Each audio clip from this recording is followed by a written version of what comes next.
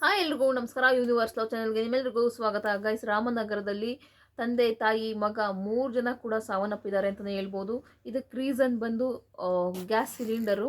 ಇತ್ತೀಚೆಗೆ ಹೆಂಗೋ ಗೊತ್ತಿಲ್ಲ, ಬರೀ ಗ್ಯಾಸ್ ಸಿಲಿಂಡರ್ಗಳಿಂದ ಸಾವುಗಳಾಗ್ತದೆ ಅಥವಾ ಸಿಲಿಂಡರ್ಗಳು ಎಕ್ಸ್ಪೈರಿ. ಇತ್ತೀಚೆಗೆ ನೋಡ್ಬೋದು ತುಂಬ ಹಳೆ ಸಿಲಿಂಡರ್ಗಳು ಕೊಡ್ತಿದ್ದಾರೆ, ಇಲ್ಲ ಅದಕ್ಕೆ ಹಳೆ ಸಿಲಿಂಡರ್ಗಳಿಗೆ ಪೇಂಟ್ ಮಾಡಿಬಿಟ್ಟು ಮನೆ ಮನೆಗೆ ತಲುಪಿಸ್ತಿದ್ದಾರೆ.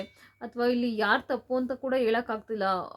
ಅಥವಾ ಡೇಟ್ ನೋಡಿದ್ರು ಕೂಡ ಹಳೆ ಸಿಲಿಂಡರ್ಗಳಿಗೆ ಡೇಟ್ ಚೇಂಜ್ ಮಾಡಿಬಿಟ್ಟಿರ್ತಾರೆ. ಈ ಥರ ಎಲ್ಲ ಮಾಡ್ತಾರೆ. ಅಥವಾ ಪೈಪ್ ಕೂಡ ನಾವು ಚೇಂಜ್ ಮಾಡಿಸ್ತಾ ಇರಬೇಕು. ಸೊ ಈಗೇನಾಗಿದೆ ಅಂದರೆ, ರಾಮನಗರದಲ್ಲಿ ಚಂದ್ರಮ್ಮ, ಪ್ರಶಾಂತ್ ಹಾಗೆ ಸಿದ್ದರಾಜು ಅವ್ರಲ್ಲಿ ಅಪ್ಪ ಮಗ ತಂದೆ ಅಮ್ಮ 3 ಜನ ಕೂಡ ಮಲ್ಕೊಂಡಿದ್ದಾರೆ. ಅದು ಗ್ಯಾಸ್ ಲೀಕ್ ಆಗಿದೆ, ಅವ್ರಿಗೆ ಗೊತ್ತೇ ಆಗಿಲ್ಲ ಅಂತಲೇ ಹೇಳ್ಬೋದು. ಗೊತ್ತಾಗಿಲ್ಲ, ಅವ್ರು 3 ಜನ ಕೂಡ ಅದು ಗ್ಯಾಸ್ ಇದಾಗಿ ಕುಡ್ದು ಹಂಗೆ ಸತ್ತೋಗ್ಬಿಟ್ಟಿದ್ದಾರೆ. ಅದು ಉಸಿರಾಟದಲ್ಲಿ ಅದು ಹಂಗೆ ಸೇರಿಕೊಂಡು ಸತ್ತೋಗಿರೋದು.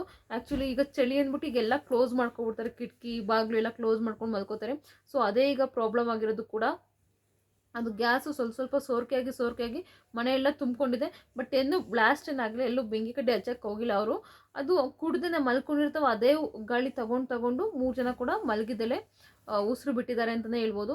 ಸೊ ನೀವುಗಳು ಹುಷಾರಾಗಿರಿ. ಗ್ಯಾಸ್ ಯೂಸ್ ಮಾಡಬೇಕಿಲ್ಲ, ನೈಟ್ ಹೊತ್ತು ಆಫ್ ಮಾಡಿಬಿಡಿ. ಇಲ್ಲ ಬೆಟರ್ ಆಪ್ಷನ್ ಅದೇ, ನೀವು ಅಡುಗೆ ಎಲ್ಲ ಮಾಡಾದ್ಮೇಲೆ ಆಫ್ ಮಾಡಿಬಿಡೋದು ನನ್ನ ಪ್ರಕಾರ ಬೆಟರ್ ಆಪ್ಷನ್.